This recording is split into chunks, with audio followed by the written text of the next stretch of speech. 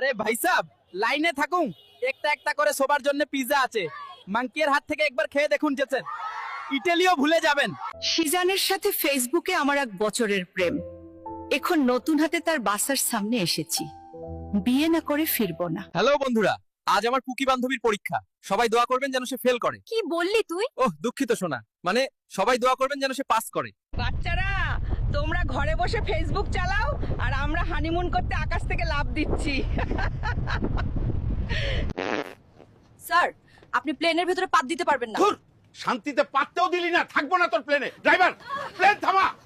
যারা মদ খায় তাদের উদ্দেশ্যে কিছু বলবেন। তাদের উদ্দেশ্যে বলবো, মদ খাওয়ার সময় যেন বরফ মিশিয়ে খাই। স্যার, প্লেনের ভেতরে আপনি ধূমপান করতে পারেন না। কি বললে? প্লেনে বিরিয়ানিও খেতে পারবো না, শান্তিতে একটা ভিডিও টানতে পারবো না। এটা প্লেন না, জেলখানা।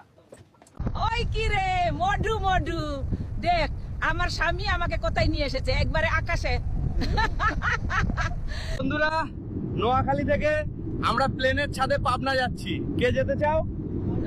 তাড়াতাড়ি এসো, ছাদে জায়গা কম। হ্যালো বন্ধুরা, আজকে জয়পুরহাট শিশু পার্কে এসেছি আমার গার্লফ্রেন্ডের সাথে।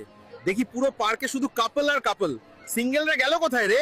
স্যার, আপনি প্লেনের ভেতরে বিরিয়ানি খেতে পারেন না। বালের কথা কস। আমি যদি বিরিয়ানি খাইতে না পারি তাহলে তোর প্লেনে থেকে কি করবো? এখনকার পোলাপান নিনজা, কাওয়াসাকি, সুজুকি আর 15 এর জন্য পাগলা হয়ে যায়। আমাদের সময় তো বাঘেরে ঘোড়ার মতো দৌড়াইতাম।